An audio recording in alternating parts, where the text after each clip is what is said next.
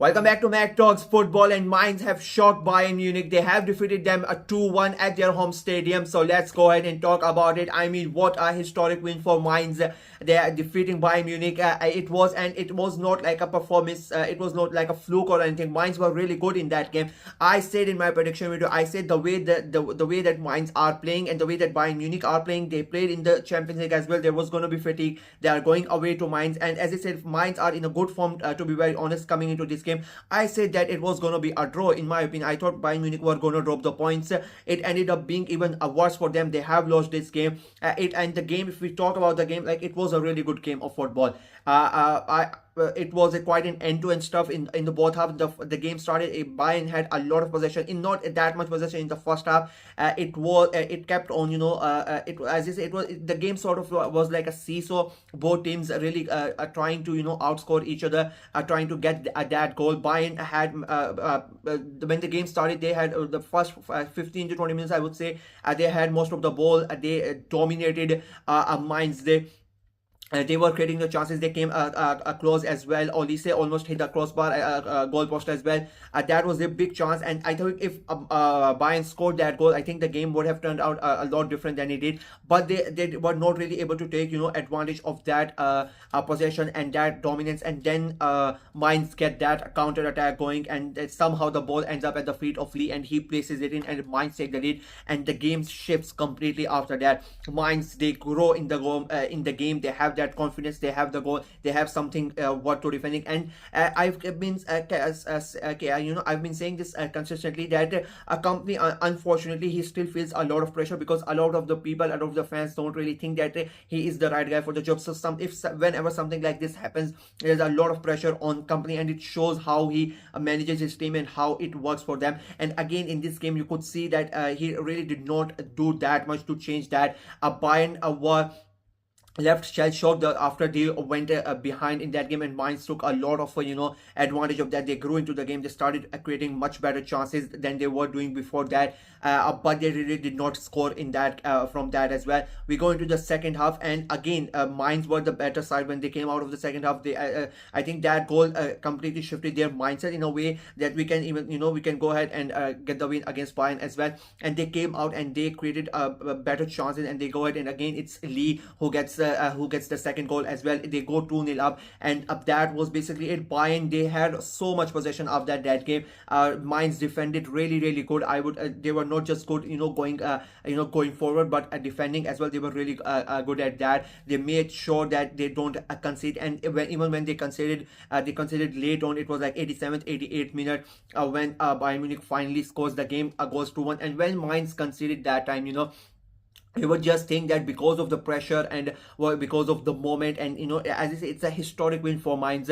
So maybe the players were going to be under pressure, and Bayern Munich could take advantage of that, but it did not happen. A big credit to the entire defense, and not only the defense, like the entire team, because in the end they were really defending for their lives. But I would say that Bayern did not create enough in that game. I think this was the reason that they did not play. They are missing the creativity. Has not been there for a number of games.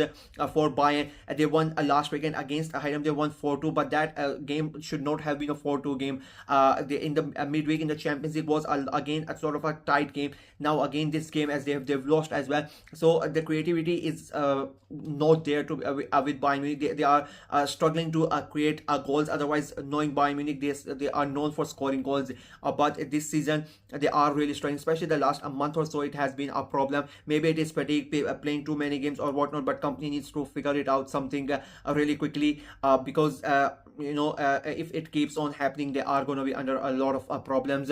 Mainz, big win for them. Their hunt for those European places continue. I have said that they have still a big say in where between the teams who are going to finish in those European places. It is very tight between 4th to 7th or 8th even there. So Mainz are still right in it. It's a big win for them. Bayern Munich, on the other hand, I mean, they have lost, and they have basically opened the title the title race wide open. Leverkusen have won as well. They are just 4 points behind Bayern Munich now. And the big thing is Frankfurt are going to play. They have a big game, Frankfurt, but if they win, they are going to be 3 points behind Bayern Munich. So big chance. And Frankfurt are playing Leipzig. So who are going to look at this result and who are going to think, okay, if we win, we can come back into the title picture as well. So though that game is now, it was already a big game. It was already a huge game, but it is now been, elevated to even further status because Bayern Munich have lost. This game has literally opened the league up,